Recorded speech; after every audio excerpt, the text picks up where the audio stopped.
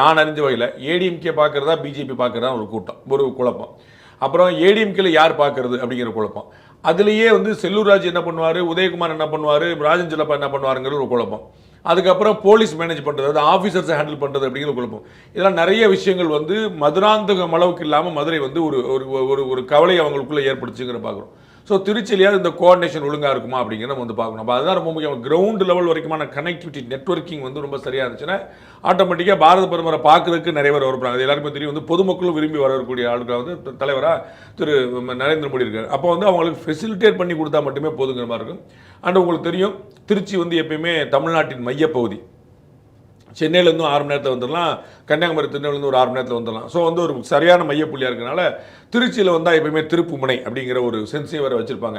And மற்ற ஊர்களுக்கெல்லாம் சில சென்டிமெண்ட்லாம் உண்டு. இந்த ஊரில் முதல்ல போட்டோன்னா பிரச்சனை வந்துடும் அப்படிங்கிற மாதிரி.